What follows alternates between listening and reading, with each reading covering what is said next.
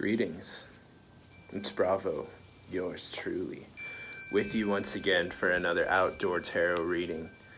You can hear the beautiful wind chimes and the wonderful New Mexico sky. So for this reading, we are going to be focusing on cultivating inner peace, manifesting that feeling of peace that's within your soul, within your mind.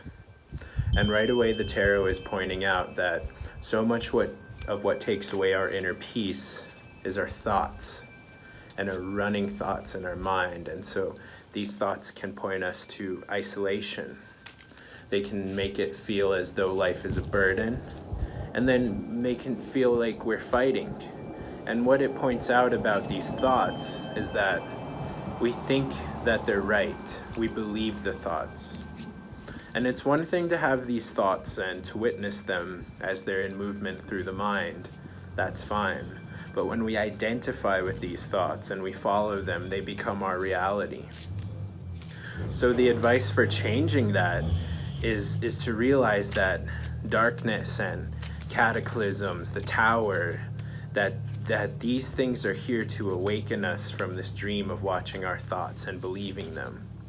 And they awaken us to the source of life, back into the Creator's arms and into that feeling of being one with everything and seeing other people as a part of ourselves and seeing everything as intricately linked together. And part of this cultivating of inner peace is seeing life as a joyful celebration.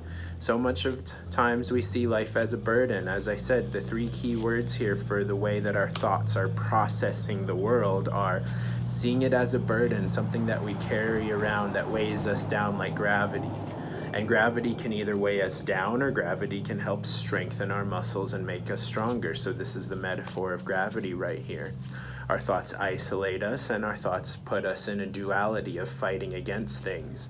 And then we feel like we can break through them, and we can break out of this emptiness and this aloneness and this isolation.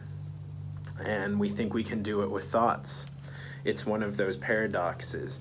You've built the prison out of thoughts, so you can't destroy it with your thoughts.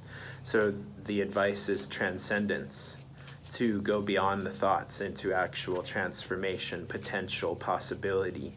You know, these are very broad things that are not tackled down. We can do that in another reading, but the point is to transcend the thoughts into something that makes you feel reborn, something where you feel a sense of being alive, of unity, again, of celebration. And to stop seeing the darkness and the troubles of life as a bad thing, that they are just a part of this natural process, that we are built up in the tower of life and that we are thrown out of that. And so here's a very important card in this reading. It is the reverse tower, and this is the challenge. You can see that the lightning is striking and knocking these people out of their meditative pose. And so we tend to process that in our thoughts as a disaster, and a lot of times it is tragedies and feeling like you're just on the edge, staring into the abyss as the abyss stares back at you.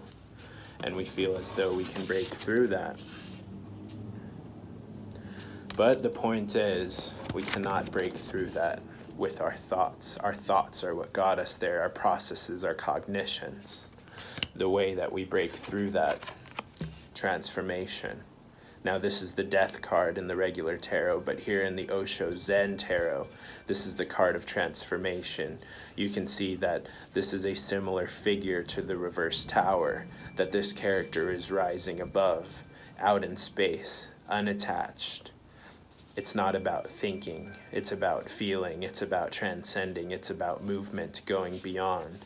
And here we can see this is the influence on this celebration, that the universe is always offering us a chance to celebrate, a chance to dance in the rain and the sorrow.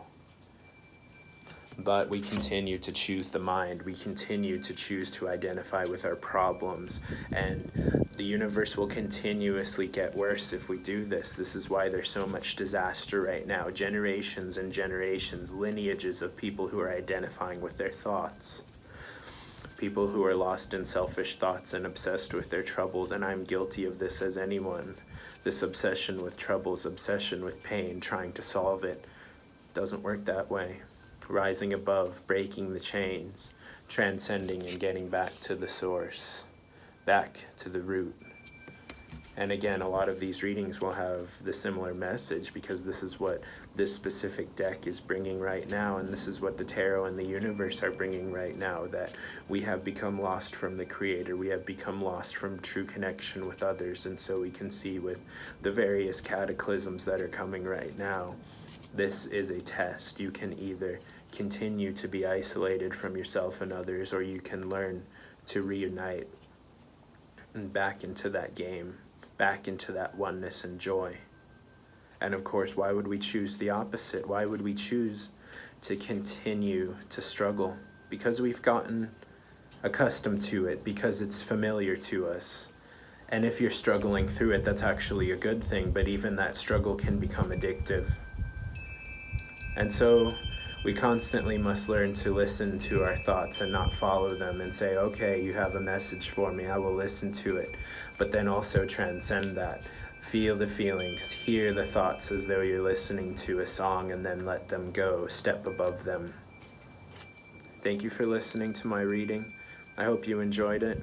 If you'd like, there are some other ones right here. It'd be helpful if you could subscribe or leave a comment. Thank you very much, and blessings.